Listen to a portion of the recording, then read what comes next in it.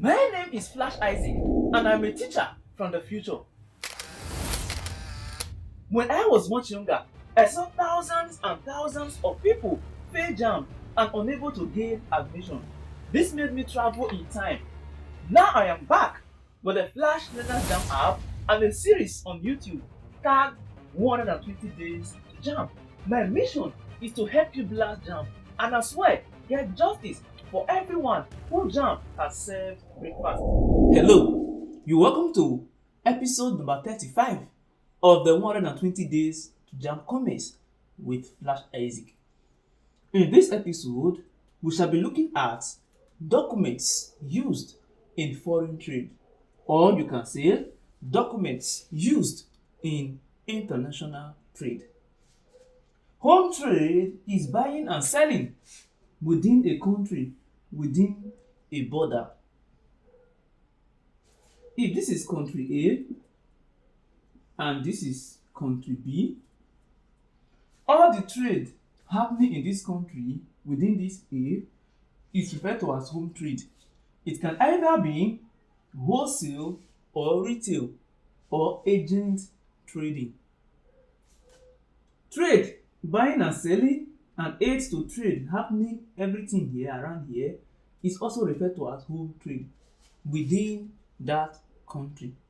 It can be wholesale trading, retail, or agency. By the time goods or products A leaves country B to country A, you notice that it is now crossing the border. At this point, it is not a domestic trade, it is not home trade, it is now foreign or international trade because you are crossing your boundary. And the way international trading or foreign trading is treated is different from home trade. In home trade, you can easily move goods from one state to another, from one area to another, without much restriction or without much document. But for you to take product A to a product in country B to A or a product in country A to B, you must have certain documents before it will be allowed. So there are people in this border, you can say customs, that make sure that all these things are correct. And apart from documents required, the goods will be checked whether they are harmful, whether they meet the requirements, if they are standard. But this article will focus on documents required in international trade. And when you hear international trade, what comes to your mind? 3. Import, export, and entry port. If country A is bringing in goods, we say they are importing. If country A is taking out goods, we say they are what? Exporting.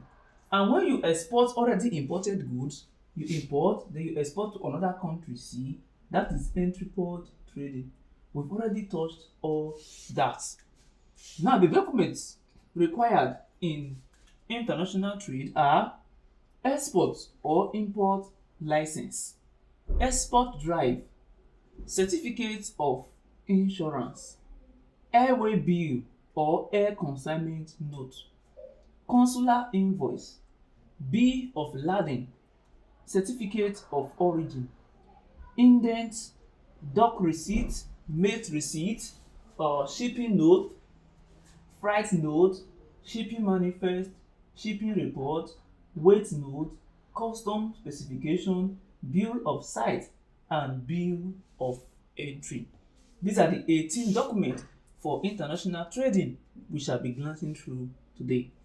Now, for the sake of this class, I've been able to extract sample of most of these documents. So as I am telling you about them, you'll be seeing a sample document, how they look like.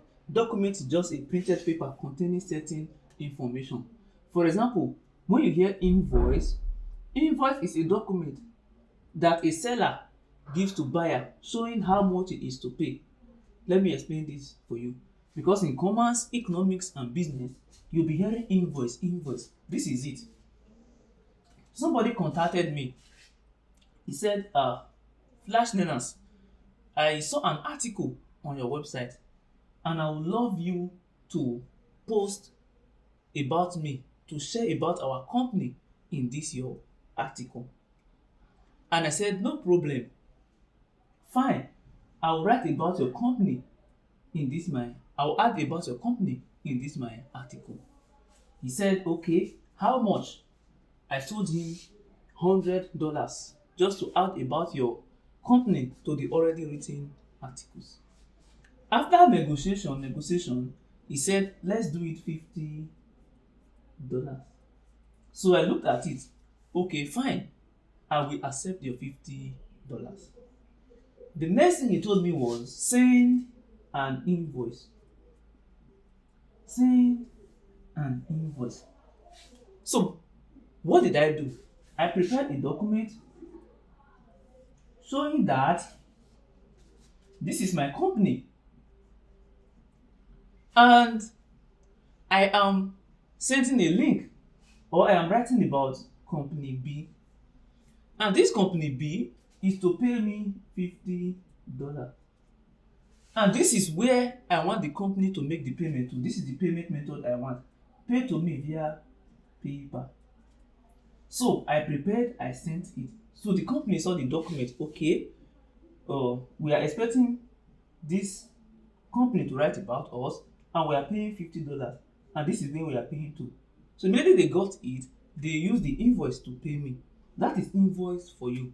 So if I'm selling products to you, once I write the product, the price and everything, I'll send to you. So you see it, okay, this is what I am buying, this is what I am paying for.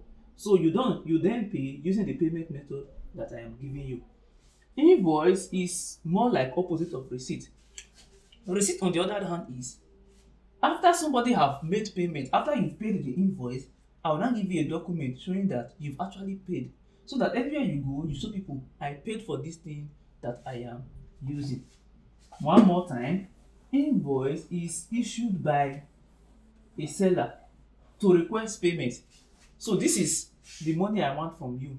This is what you are buying. Pay via this. I give you. You look at it, okay, then you pay. After payment, I say, wow, you've really paid. I'll receive your payment. Okay, take your receipt. Now let's begin with export/import license. This is the first document in foreign trade we shall look at.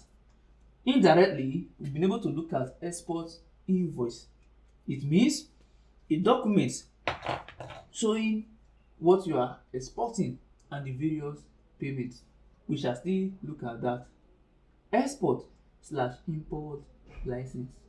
Export or import license is a document that gives an exporter or importer the license to export or import goods.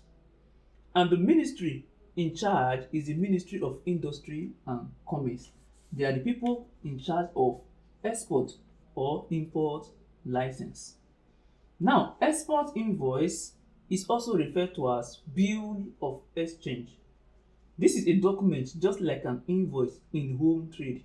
It gives details about transaction that has been carried out between an exporter and an importer. The details you will see in export invoice are quantity, quality, and price of goods that have been bought by an importer from an exporter on credit.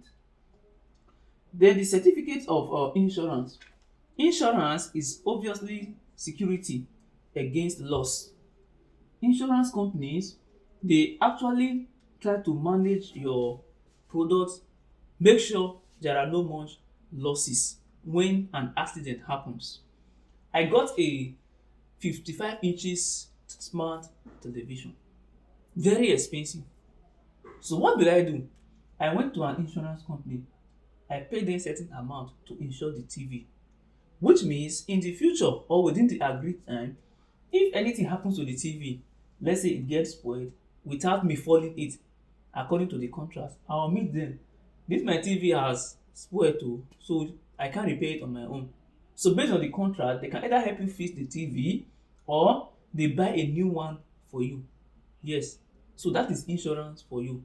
When you insure your car, anything happens, damage, accident, they'll definitely come for you, either to replace the car or fix it for you or give you money to add to get another one, depending on the contract.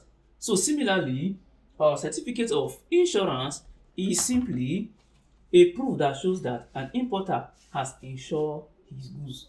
If you insure the goods, you have certificate of insurance. LOB is also referred to as consignment note. It is the equivalent of bill of lading when goods are conveyed by airline, which takes us to bill of lading. Bill of lading, also known as document of evidence, it empowers the importer to claim his goods on presentation. Now in this bill of lading, if you check the evidence or the imported goods when you present them and any of them get damaged, it is called dirty or foul bill. If no one is damaged, it is called a clean bill of lading. Now a bill of lading has the following content: the name of the ship carrying the goods, description of goods such as quantity, type and weight, names of the consignor and consignee, the port which the goods are loading, conditions of the carriage, that is who pays the freight charges, and the port of unloading, expected time of arrival, ETA. Then we have a certificate of origin, which is a document indicating where goods came from or where they are manufactured. Consular invoice is just like normal invoice, but the exporter who prepares it must sign and swear in front of the consul of the imported country, stating that the prices quoted in the invoice are correct. And indent. Indent is an order to buy goods which is sent by an importer to an exporter. If the importer sends the indent to an agent to buy goods from specific producer in the country, it is called a close or specific indent. But if it empowers the agent to buy goods from any source, it is called an open indent. Shipping note is there. It's just a document sent by an importer to the port authorities when goods to be exported have been taken to the docks. In other words, it is a document containing instruction for transporting the goods. We have the freight note. It is sent by the shipping company to the importer or exporter, whoever is responsible for the cost of the carriage. So it is a document which shows the carriage charges for a particular cargo. Who is paying this shipping fee? Who is paying this amount? Then manifest, of course, is prepared and lodged with customs authorities by the captain of a ship, giving full particulars of the crew, passengers and cargoes, as well as destination of the ship. Then shipping report is equivalent to shipping manifest. It is lodged by the captain of the ship within 24 hours of arrival, giving details of the crew, passengers, cargo, and report of departure. Then there is weight note. Weight note is obviously issued by the exporter or by authority to show the weight of the goods. You need to measure how heavy or how light the goods are. And dock receipt, it states that the exporter has kept the goods at warehouse waiting, or by the importer waiting clearing. Dock receipt is actually issued by the port authority for goods deposited. It is also called warehouse warrant. Mate receipt is a document used when goods are loaded on the ship by a lighter. This is usually signed by an authorized officer of the ship, stating that the goods are received in good condition. We have bill of sight, which is a document used in import trade where importers are required to complete the appropriate entry document if there is any insufficient information about the cargo to determine correct duty. In other words, a bill of sight is a document used in import trade which is submitted to the customs authorities.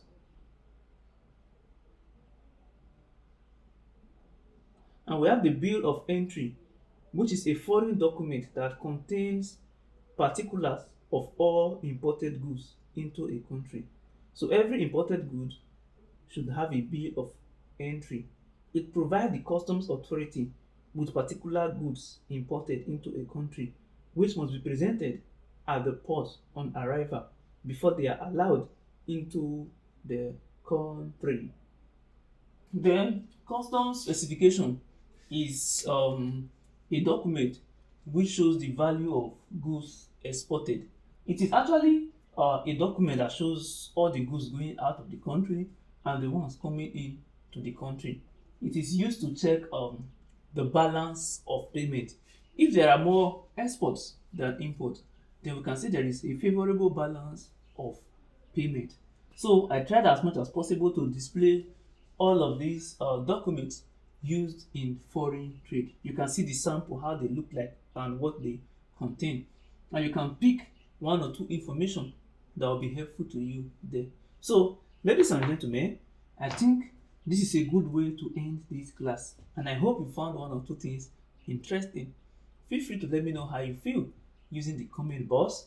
And don't forget to get the Flashlearners Jamb application immediately. Visit flashlearners.com to see the various versions of the app, or check your various app stores and install one for yourself. You are definitely going to find them helpful and they are going to help you blast your exam. See you in the next episode.